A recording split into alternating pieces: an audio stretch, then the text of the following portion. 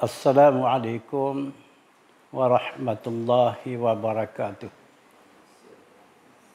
Bismillahirrahmanirrahim. Alhamdulillahi rabbil alamin. Wassalatu wassalamu ala ashrafil mursalin. Sayyidina wa maulana Muhammad wa ala alihi wa sahbihi ajma'in. Qala rabbi israh li sadri wa yassir li amri wahlul 'uqdatam min lisani yafqahu qawli. Allahumma iftah 'alaina futuhal 'arifin. Maudhu' ataupun tajuk yang hendak disampaikan pada hari ini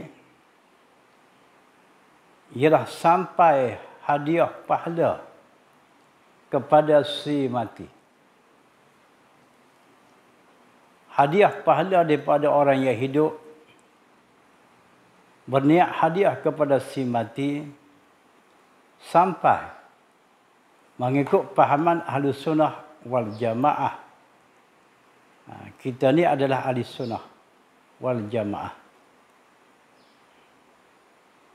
Setiap amal kebajikan yang dikerja oleh orang Muslim dan Muslimah yang akhir balik, amal kebaikan yang dikerjakan oleh orang Islam, setelah ia balik dengan ikhlas pekerjaannya, dia tentu pahala oleh Allah Ta'ala. Pendek kata, setiap amal kebajikan yang dilakukan oleh orang Islam yang akhir balik secara ikhlas akan ditentu pahala oleh Allah Ta'ala.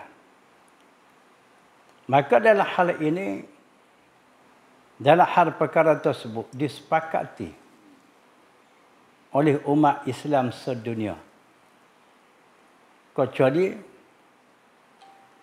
orang yang berpahaman luaran daripada ahli sunnah wal jamaah. Bagaimana firman Allah Ta'ala, "Faman ya'mal misqala dzarratin khairan yarah." Suratul Zalzalah ayat 7. Maksud daripada ayat tersebut, Tuhan kata, maka sesiapa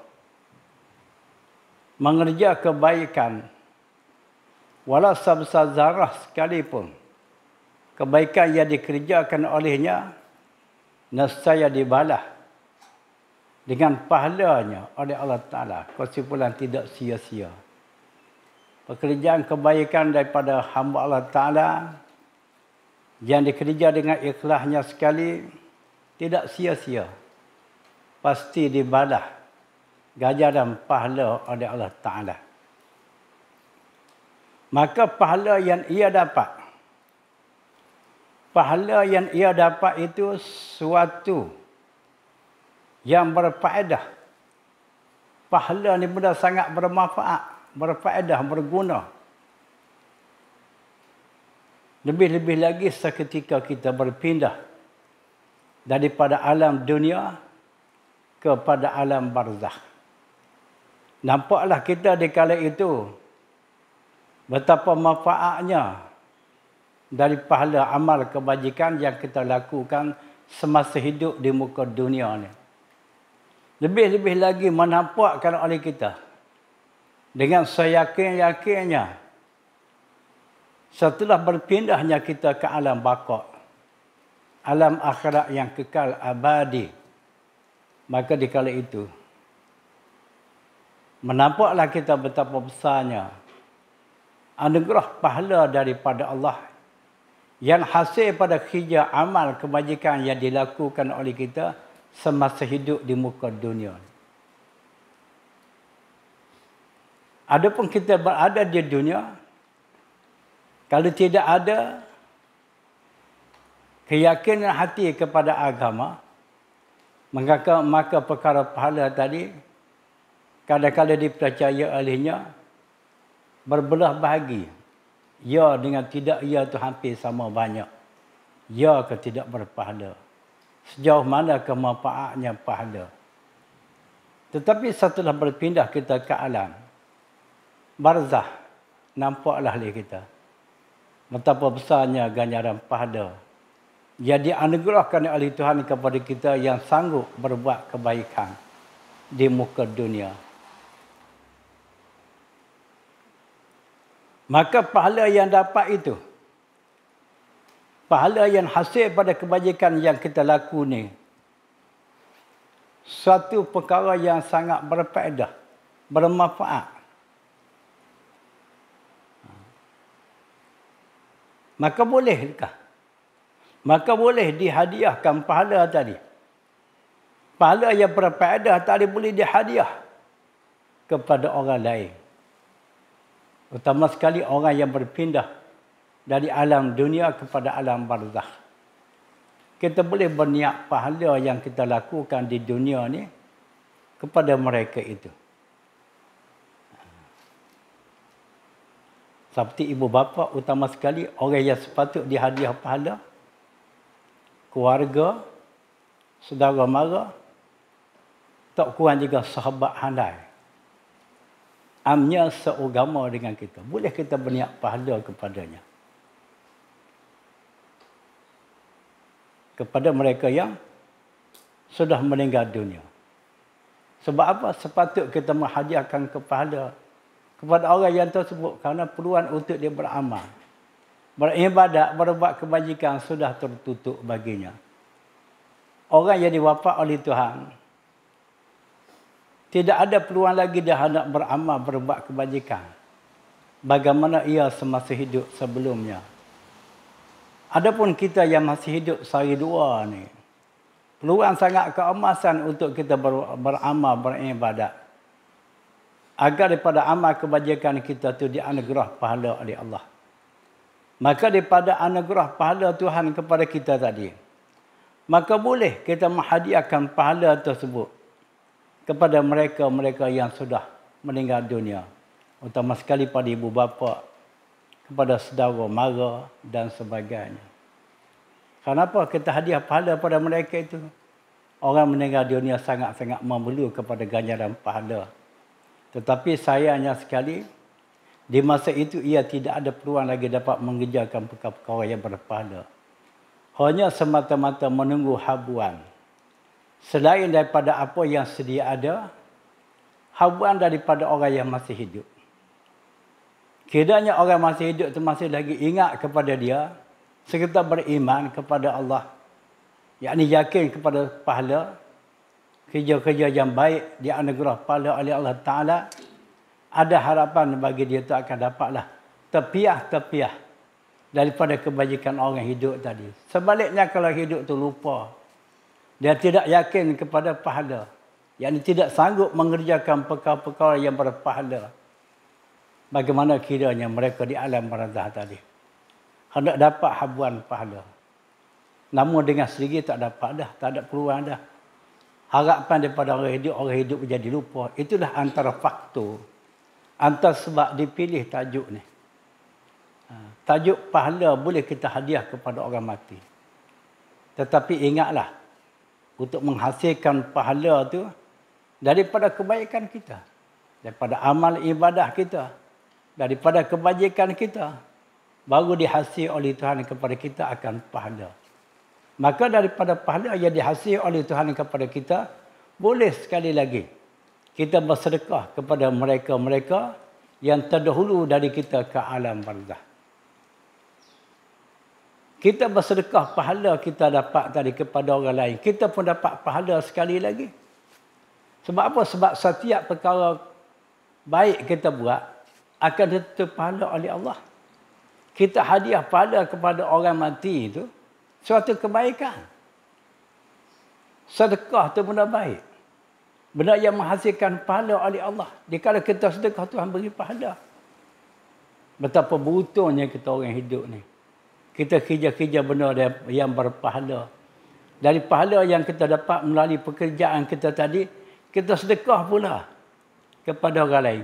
Sekali lagi pula kita dapat pahala. Semacamlah kita kata, kita usaha kerja yang secara halal. Kita buat kerja secara halal. Pekerjaan kita secara halal tadi atas dasar baik. Atas dasar yang tidak bercara kepada agama. maka usaha kerjaya kita tadi dikira ibadah di sisi Allah. Manakala dikira ibadah akan tentu pahala. Maka dapatlah hasil habuan daripada pekerjaan kita tadi. Kita pun sedekahlah kepada orang. Sekali lagi pula kita dapat pahala sebab kita sedekah. Hasil pekerjaan kita tadi kepada orang, kita dapat pahala. Kita kerja-kerja dapat duit RM100. Dari duit RM100 itu kita berimpak pada jalan Allah. Kita dapat pahala. Usaha kerja kita tadi satu pahala. Dia kalau dapat hasil daripada usaha kita tu, kita berimpak jalan Allah, dapat pula pahala. Begitu juga kita berbuat kebajikan. Dengan kebajikan yang kita buat tadi, kita berniat pahala kebajikan tadi kepada orang mati. Orang terdahulu daripada kita ke alam barzakh. Tidak sia-sia impak kita kepada dia. Akan ditutup pahala oleh Allah. Banyak mana impak kita, banyak itulah pahalanya. Kalau langsung tidak berimpak, dalam bab tu kita tak dapat pahala. Begitulah deh. Dan seterusnya, mengikut paham ahli sunnah wal jamaah.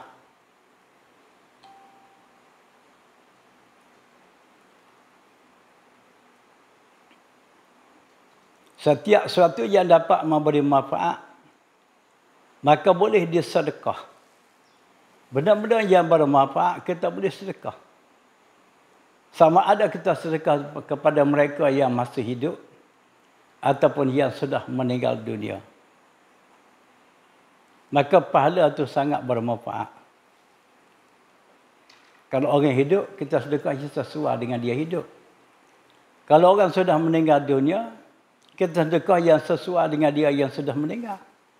Sebagai contoh, orang meninggal dunia ni, barangan yang sepatut kita sedekah kepada dia sebab sesuai dengan dia ialah benda-benda yang boleh, benda-benda yang berpahala. Sesuatu yang menghasilkan pahala, maka kita boleh sedekah pahala yang berhasil tadi kepada dia, sesuai dengan dia. Tak kalah nak sedekah pada orang dah mati.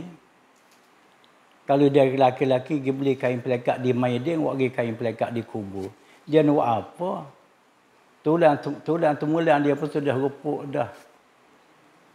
Pergi beli sejadah kerana dia kaki semayang masa hidup.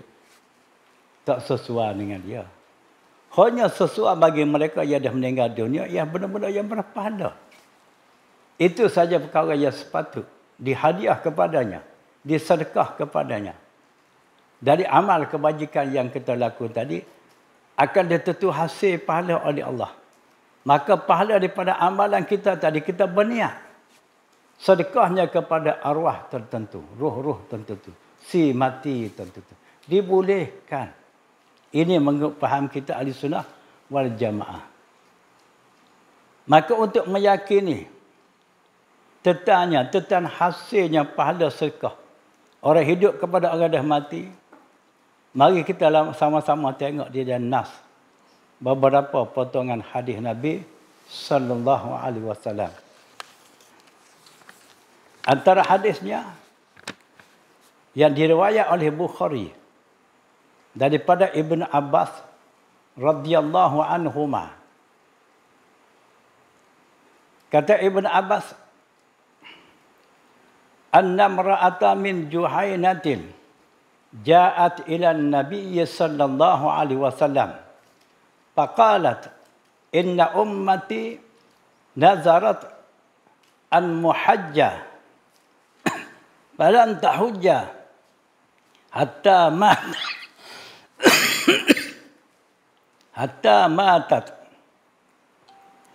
apa ahujja anha qala na'am hujji anha ara'aiti law kana ala ummika dainun akunti qadihi uqdullaha fallahu ahakku bil wafa." Rawahul Bukhari. Maksud hadis ni, hadis yang diriwayat oleh Ibn Abbas. Kata Ibn Abbas bahawa seorang perempuan dari suku kaum Juhainah, perempuan dari kumpulan Juhainah, kelompok Juhainah, datang berjumpa Nabi sallallahu alaihi wasallam. Dia datang jumpa Nabi. Sebaik saja dia jumpa Nabi, lalu dia bertanya kepada Nabi. Pertanyaan dia kata bahawa ibu saya bernazar hendak berbuat ibadah haji. Ibu saya dulu sebelum dia meninggal dunia, dia pernah bernazar dia nak buat ibadah haji. Tetapi meninggal sebelum sempat menunainya. Tapi diwafat oleh Tuhan. Sebelum dia dapat menunaikan ibadah haji, Tuhan wafatkan dia. Kata perempuan yang buat aduan kepada Nabi. Apakah, kata perempuan kepada Nabi, apakah saya, bolehkah saya, patutkah saya buat ibadah haji dia tu selaku ganti daripada sebab dia tidak dapat berbuat haji? Boleh kata boleh? Jawab Nabi sallallahu alaihi wasallam, ya boleh.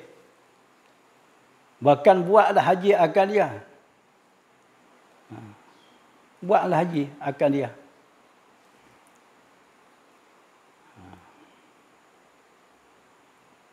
Buatlah. Umpama bayarlah hutang engkau.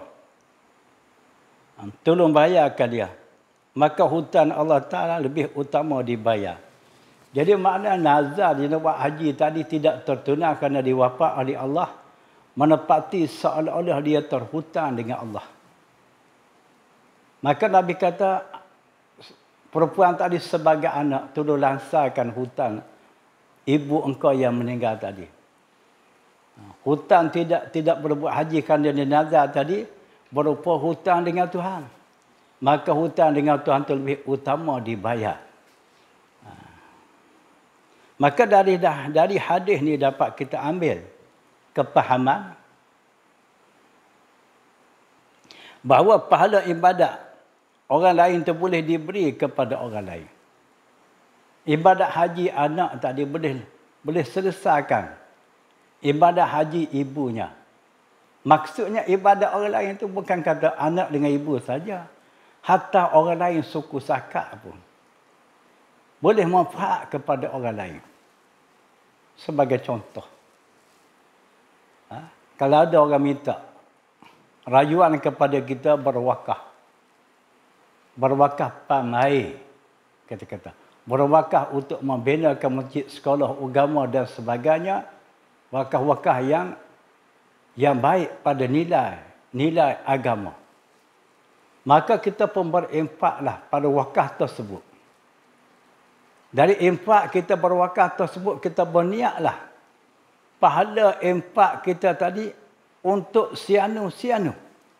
Untuk ibu bapa kita. Untuk saudara mara kita. Maka dari pahala wakaf kita tu akan sampai kepada orang yang kita berniat tadi. Kalau niat kepada ibu akan sampai kepada ibu. Inilah mengikut fahaman aliran kita Ahlussunnah wal Jamaah yang diakui. Aliran-aliran yang luar pada Ahlussunnah tidak diakui. Itu bukan Ahlussunnah. Itu ahli lupunah. Hanya yang betulnya Ahlussunnah. Ulama berpahaman Ahlussunnah dipanggil ulama yang muktabar. Ulama muktabar. Jangan kita pakai rata, pakai borong, pantan ulama semua muktabar belaka. Tidak. Dua pada Ahlussunnah bukan muktabar. Walaupun dia ulama sekalipun. Jadi kita nak tahu, kita orang tak ada ilmu banyak, ni muktabar. Aliran yang dibawa olehnya, apa yang disapa olehnya, sejajar dengan pahaman Ahlussunnah. Itu muktabar. Kalau dia alim juga dalam masalah agama, orang berilmu juga dalam bidang agama. Tetapi pahamannya tidak sealiran dengan ulama-ulama Ahlussunnah. Itu bukan ulama muktabar. Daripada ulama muktabar ni, pada pendapatnya, pada saranannya, kita tak boleh ikut. Kalau kita ikut buang masa. Bukan setakat buang masa. Kadang-kadang jadi berdosa. Kalau dalam berakidah betapa besarnya dosa. Kalau diikuti aliran pendapat ulama yang tidak muktabar. Dan seterusnya. Pada hadis yang kedua. Kita bersedekah. Berbuat kebajikan, berniat pahala sedekah kita tu untuk si mati, maka pahalanya akan sampai kepada mereka itu. Selain daripada hadis perempuan tadi, perempuan Juhainah tadi, dia jumpa Nabi, dia beritahu kepada Nabi tentang bondanya meninggal dunia, tidak sempat menunaikan ibadah haji jadi nazar. Maka Nabi arah kepada perempuan tadi, kepada anaknya, suruh tolong lansarkan sakutan ibu dia tu dengan menunaikan ibadah haji, berbuat haji untuk ibu.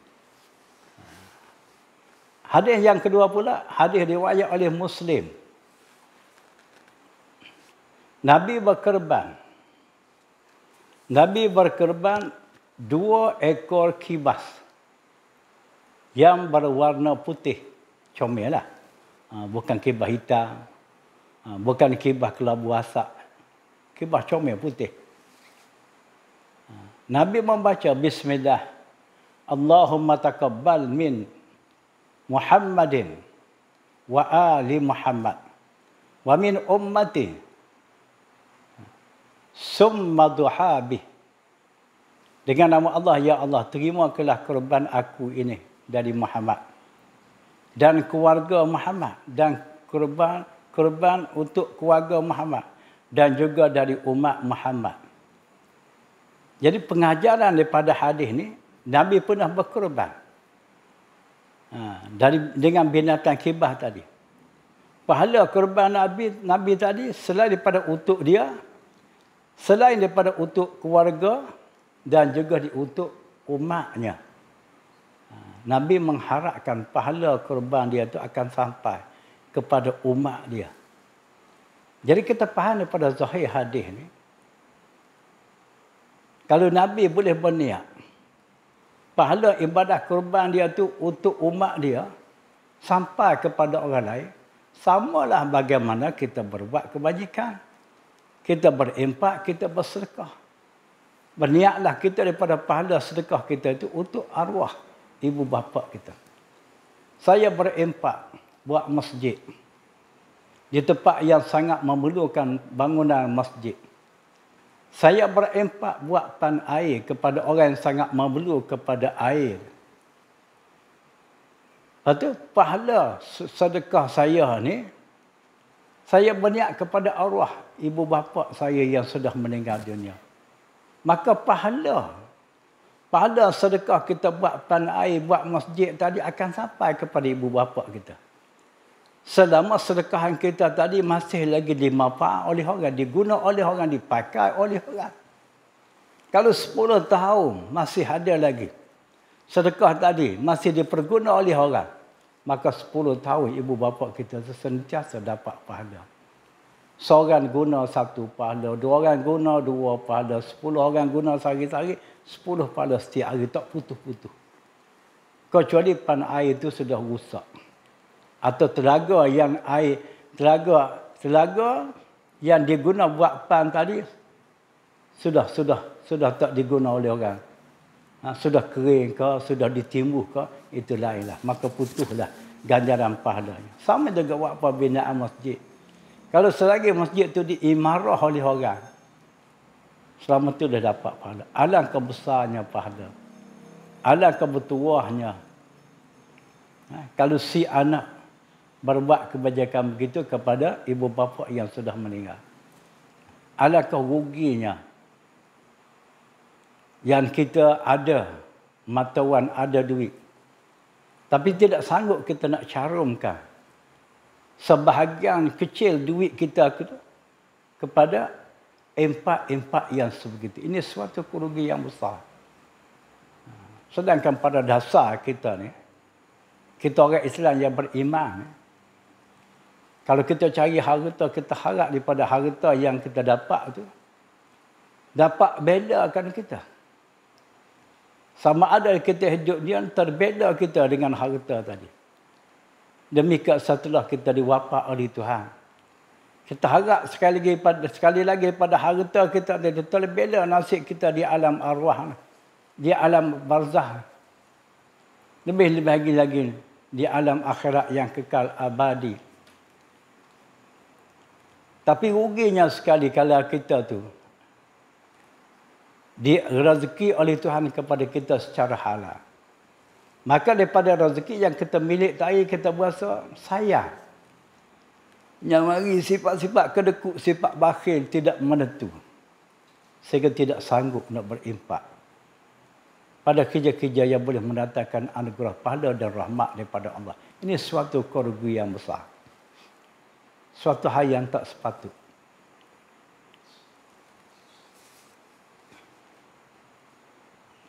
Selain daripada itu, ada disabit pada sebuah hadis yang diriwayat oleh Aisyah radhiyallahu anha. Hadis riwayat Muslim dan juga Abu Daud. Kata Aisyah, anna Rasulullah sallallahu alaihi wasallam qala, "Man mata wa alaihi siyamun samun anhu waliyuhu." Maksudnya bahawasanya Nabi sallallahu alaihi wasallam bersabda. Apa sabda Nabi? Sabda Nabi-nya, sesiapa meninggal dunia, yakni matilah, sedangkan ia ada ketinggalan puasa. Ada puasa yang ditinggal semasa hidup. Maka walinya, waris dia lah, boleh menggantikan dia akan puasanya itu. Ini menunjukkan amalan wali tu. Amalan waris dia tu.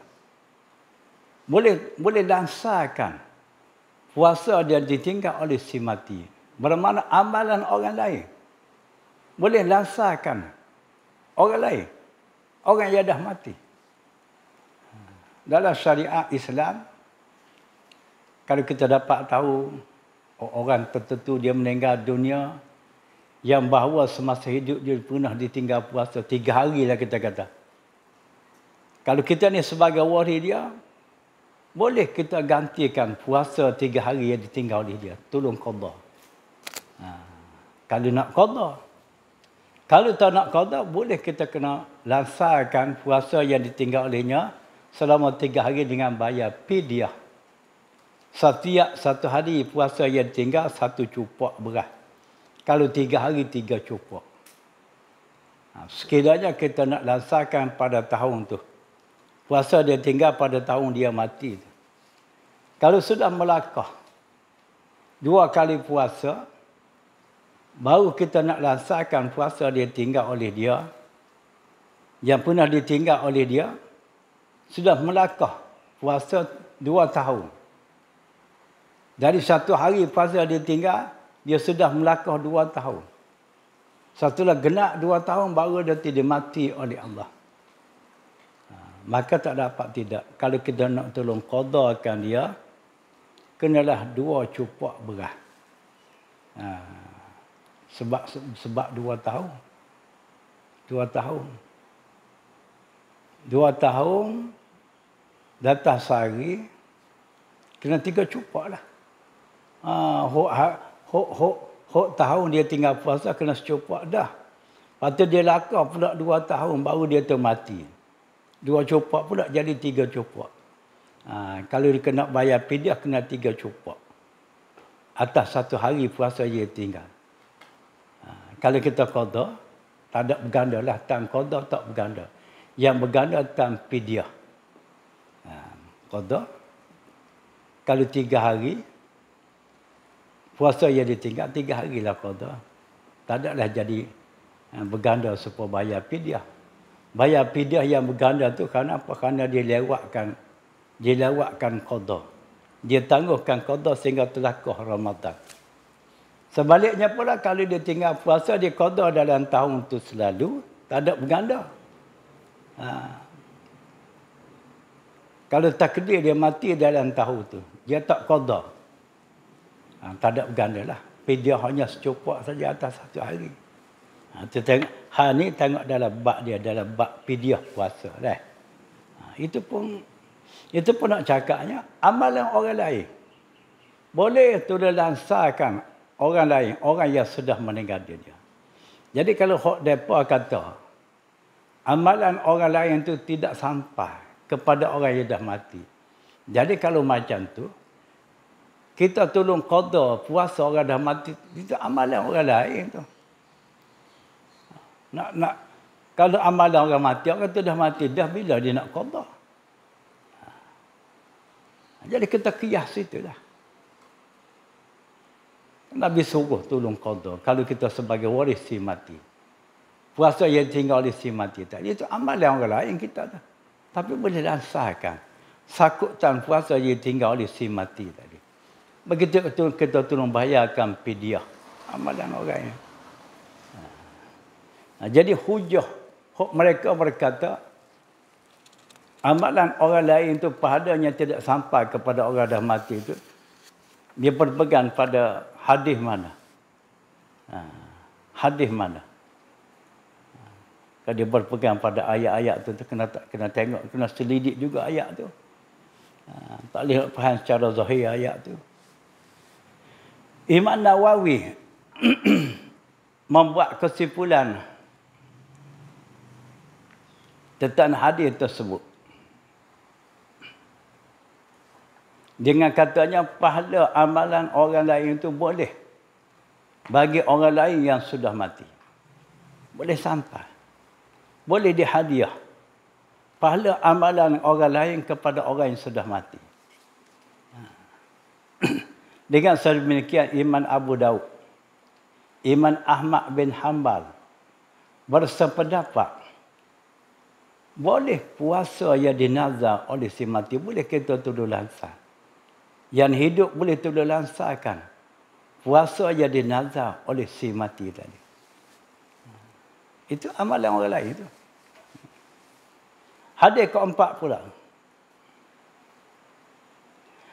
Alangkah pentingnya melansarkan hutang si mati oleh orang lain tadi. Pentingnya orang lain itu tolong lansarkan hutang si mati.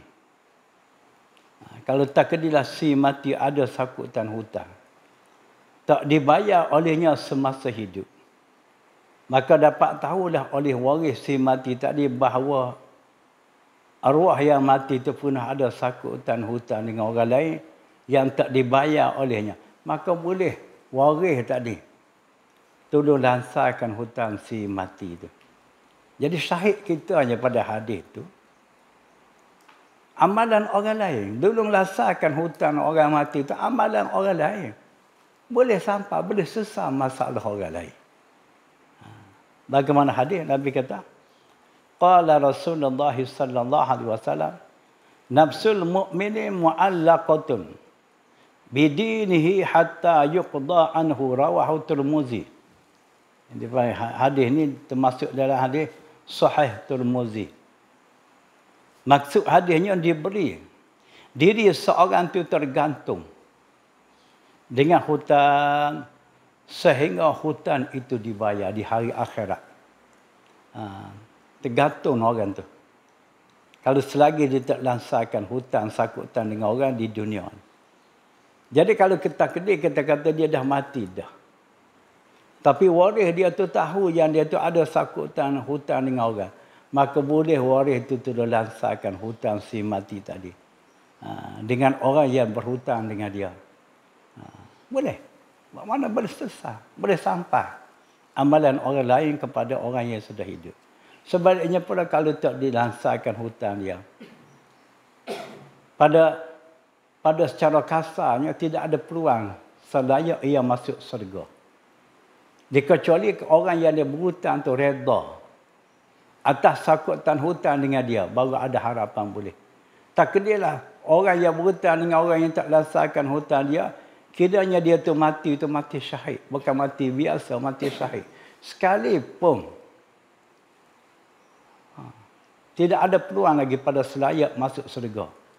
Walaupun mati itu mati syahid sekalipun, nak cakapnya berat. sakutan hutang sesama manusia ni. Disebab itulah kalau dapat tahu keluarga si mati pada bahawa si mati ada sakutan, lansakanlah. Disebab itu dia kalau berlaku kematian dalam sebuah keluarga kena lesarkan benda-benda wajib dari harta yang ditinggal oleh dia tu. Seperti ibadah haji, ibadah umrah. Kalau ada sakutan hutang, dilesarkan dengan harta peninggalan dia tu. Selebih pada tu baru boleh diparaik.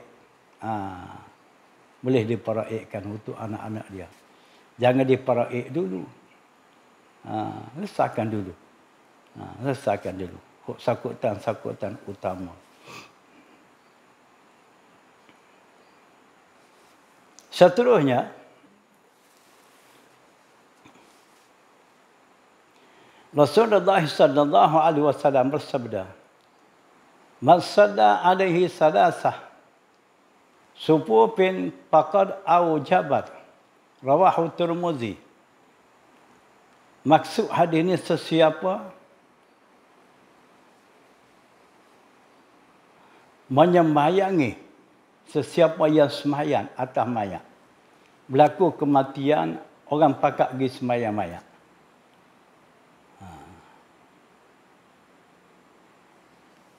Tiga sah. Salah satu supuping. Tiga sah. Dia pergi semayang mayat, dia buat sah, boleh tiga sah. Maka wajib baginya, bagi mayat tadi, dapat pengampunan Allah. Kalau kita laku semayang mayat, dengan dijadikan tiga sah, dengan ahli semayang yang tiga sah tadi, layak Tuhan ampunkan kesalahan mayat. Satu kelebihan, kita semayang mayat, dikala dapat buat sah sebanyak tiga sah. Tapi nak boleh buat tiga sah kena ramah dah. Kalau dua orang buat tiga sah macam mana? Satu sah pun tak cukup. Dah dua orang.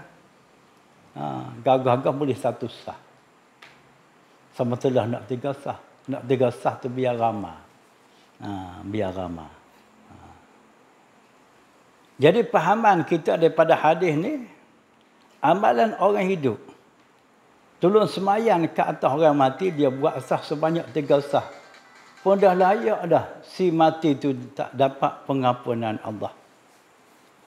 Jadi, amalan orang lain bagi si mati tadi, layak dah si mati tu dapat pengampunan Allah. Mana amalan dia, dia semayang, dia buat tiga sah. Sebab itulah seeloknya semayang mayat tu kena ramah kalau boleh. Kenalah ramah. Ada hadis lain pula, hadis riwayat Tirmizi. Nabi kata, la yamutu ahadum minal muslimina fatusalli alaihi ummatun minal muslimina yablughuna ayyakunu mi'atan fayasfa'u lahu illa sufi'u fihi. Rawahu Tirmizi. Rawahu Tirmizi. Maksud hadis ni Nabi kata tidak ada orang Islam yang meninggal dunia, maka dia semayangkan atasnya seramai 100 orang Islam.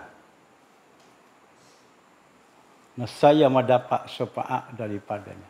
Dia akan dapat syafaat daripada orang yang semayang ke atasnya seramai 100 orang.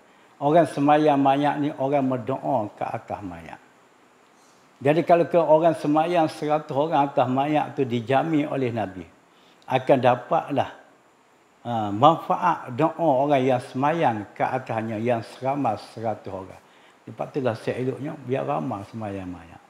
Pada lazimnya kalau di Kelantan, di Patani, sampai ke hari ini, kalau berlaku kematian seseorang, utama sekali orang yang mati itu orang yang berduit. Dia pergi Punggah tu, orang jauh-jauh mari tolong semayang. Dia sanggup pergi ambil dengan kereta. Dia catabah pergi ambil dengan bah diangkut. Orang semayang.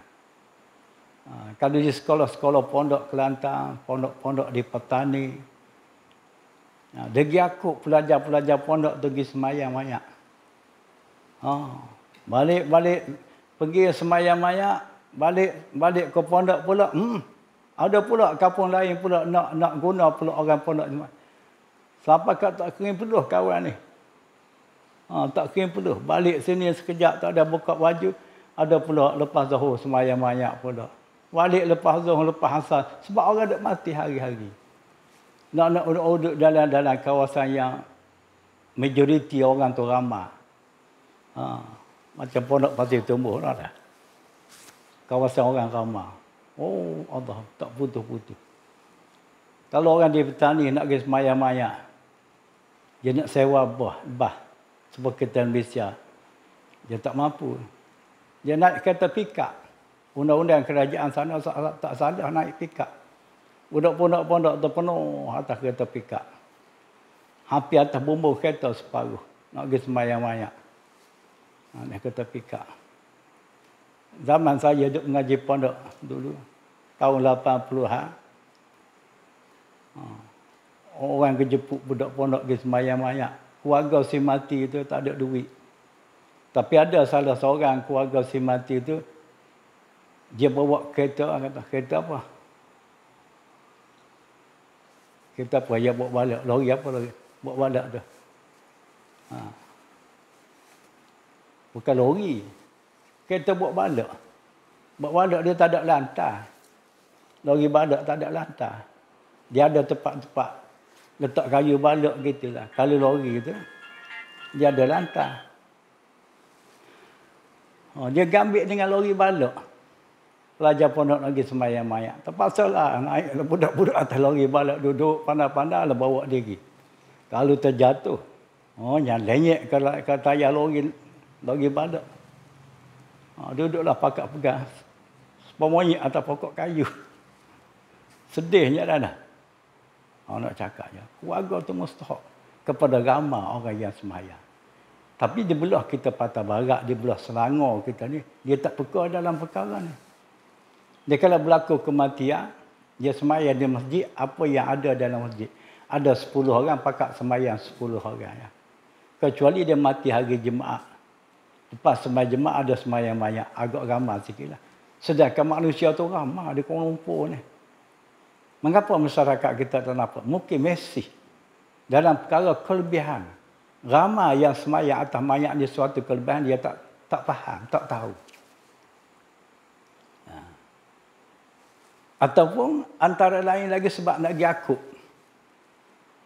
Pelajar-pelajar pondok sebagaimana Kelantan. Di belah Selangor tak berapa banyak pondok. Kata ada pondok, tahfiz pun boleh. Budak tahfiz itu budak ibadat, budak semayang. Boleh. Kalau dicatu-catu 2-3 pusat pengajian tahfiz. Kalau setakat nak 40 orang tu mudah je lah. Ini dia bertahan apa yang ada. Keluarga si mati yang duduk pergi hari kematian di masjid tadi. Kalau ada 10 orang, 10 orang lah. Ada 4-15, jadi tak ramai. Sedangkan boleh diramaikan. Zaman sekarang zaman mudah. Boleh pergi punggah dengan kereta. Budak-budak tahfiz, budak-budak pondok. Kalau nak ramai. Tapi tak terfikir kepada keluarga si mati sebegitu. Sebab apa? Sebab kefahaman dalam masalah ni. Tak difaham oleh dia. Mengapa keluarga si mati tak faham tu? Tak sedap tanya, tak faham tu. Kalau tak faham tu, dia ada dua. Tak faham yang pertama, dia tak mengaji. Tak faham yang kedua, sebab dia bukan orang faham. Orang Melaka. Gitu. Duk tanya lagi mudah macam tu. Dia kalau tanya, ada jawab lah tu. Satu kelebihan. Kiranya kita dapat meramalkan semayang ke atas mayat tadi. Jadi kalau kita nak punggah orang luar, meramalkan semayang mayat tadi, kita kena ada simpati. Orang datang daripada jauh-jauh. Kadang dia datang dengan motosikal. Zaman saya datang pergi semayang mayat, kayuh bersikal. Bukan motosikal, bukan kereta, kayuh bersikal. Berbatu-batu jauh, kayuh bersikal, berpeluh, berpelas. Kalau hujan pula basah kuyuk. Tapi otak orang kampung di belah Patah Timur ni, dia terbuka sikit. Dia mengenalkan orang datang daripada sembahyang mayat tu, pelbagai cerak orang mari, orang jauh. Kadang-kadang dia sediakan makan. Makan. Tempat makan bukan rumah si mati. Tempat yang disediakan. Di surau ke, di masjid ke, di tengah padang ke, luar pada rumah si mati. Tidak jadi salah. Ini dia petika pula.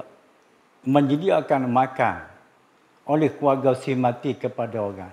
Jadi orang tu orang melekat ke tak makan. Orang tu nak makan minum, datang jauh-jauhnya lapar. Tujuan dia datang tu nak sembahyang, tu dia sembahyang. Tak apalah kita niat sedekah ke dia tu.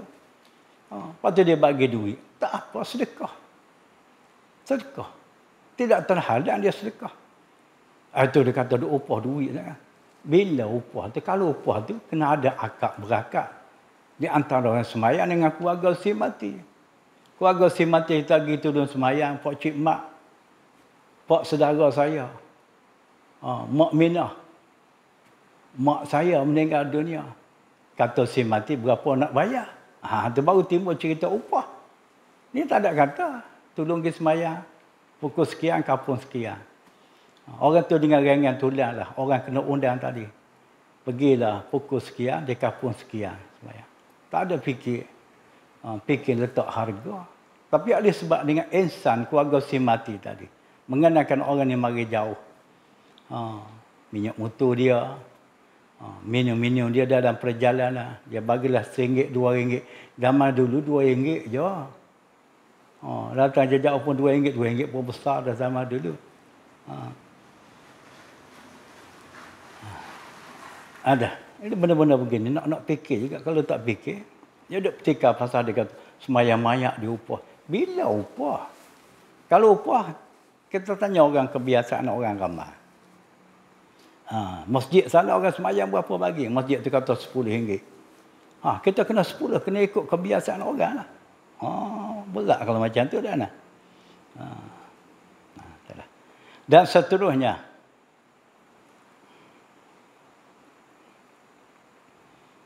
Ada lagi hadis. Riwayat oleh Abi Daud. Ma min muslim yamutu fayaqumu ala janazatihi arba'una rajulan la yusyrikuna billahi. Hadis ni. La yusyrikuna billahi syai'a illa sufi'u bih. Rawahu Abu Daud. Nabi kata mati seseorang Muslim tu. Lalu disemayang atasnya seramai 40 orang Islam. Maka yang tidak mensyirikkan Allah. Orang Islam yang disemayangkan ke atas si mati. Seramai 40 orang tu orang baik-baik. Orang di sudut akidah tidak ada dicampur bau dengan kerja-kerja mensyirikkan Allah. Maka yang menyemayangkan itu memberi syafaat bagi si mati. Ini faedah. Jadi hadis ini kita tarik dengan tajuk kita ni manfaat orang hidup.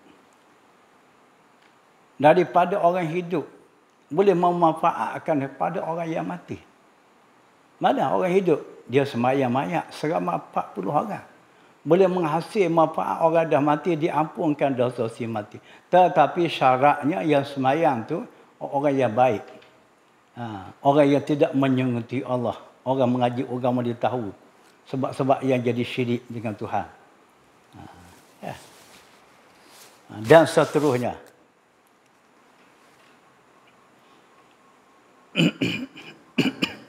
Ada satu hadis.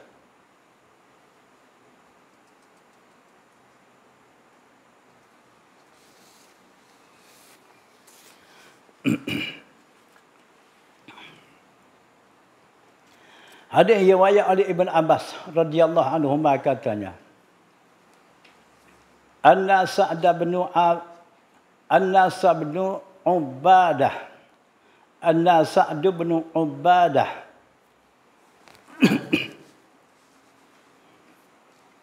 Istafta Rasulullah sallallahu alaihi wasallam. Faqala inna ummi matat wa 'alaiha nazrun lam taqdihi. Faqala Rasulullah sallallahu alaihi wasallam, ikdihi anha. Rawahu Abu Daud hadis ni. Maksud hadis ni, bahawa Sa'ad bin Ubadah minta fatwa kepada Nabi sallallahu alaihi wasallam tentang nazar ibunya.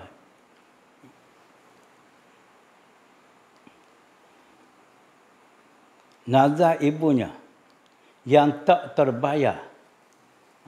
Ubadah.